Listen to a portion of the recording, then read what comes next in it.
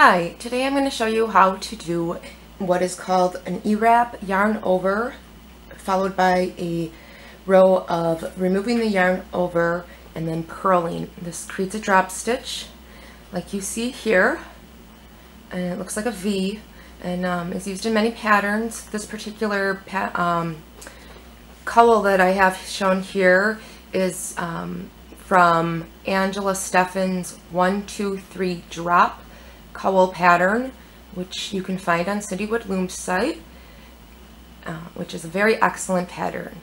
So to do the E-wrap yarn over, what you do is you E-wrap each peg in the row.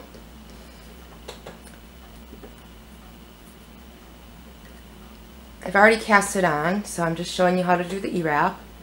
You E-wrap the peg, and then you E-wrap it again, which is called the yarn over using an E-wrap, but you don't do anything to that peg. You continue the same method around the loom, E-wrapping the peg, working bottom stitch over the top, and then E-wrapping it again, but not working it. Then moving on to the next peg, and E-wrapping, knitting over, and doing the E-wrap and yarn over. And you continue on with that all the way around to complete the row of E-wraps and the yarn over one.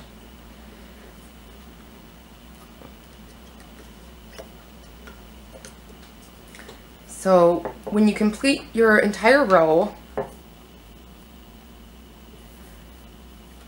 you'll have what looks like, or you'll have 2 loops on each peg. I'll show you one more time. Here, you E-wrap,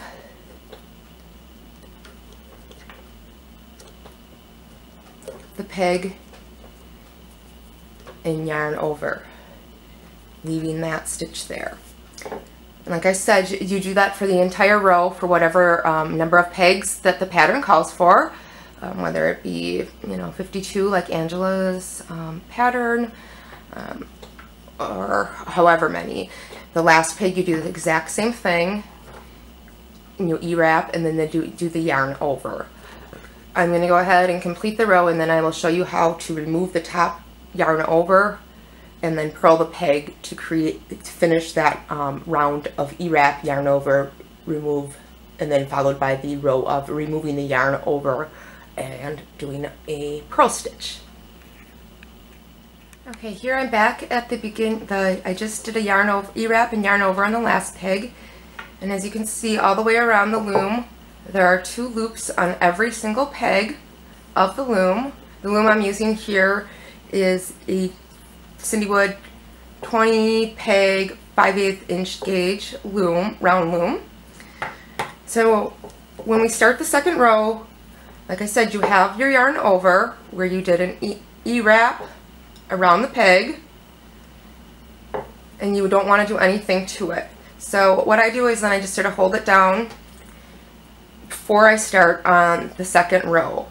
In the second row, what you're doing is a drop stitch row where you're taking the top, you're removing the top loop that was your yarn over, and then you're purling the loop that was below it.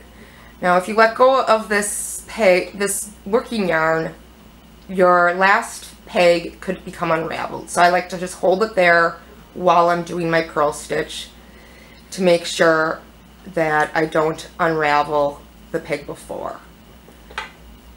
And so that's what you do on peg 1, and you keep continuing this for that row, removing the top stitch, and then the peg that remains you purl. This can is called, often noted as an E-wrap yarn over, elongated. It could also be referred to as elongated knit, followed by a purl. So again, you have 2 loops on each peg, and what you do all the way around for each peg is you remove the top loop, bring it back to the inside of your loom, and then purl the stitch that's remaining on your peg.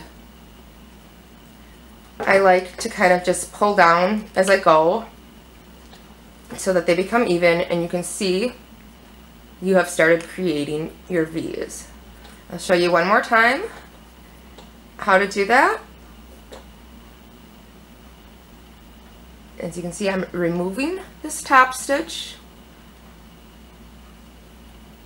and then the stitch that remains, I'm bringing my working yarn from below up through, taking the stitch that was on the loom, bringing it back to the center of the loom, pulling the working yarn across the peg, and then I'm just kind of pulling down as I go.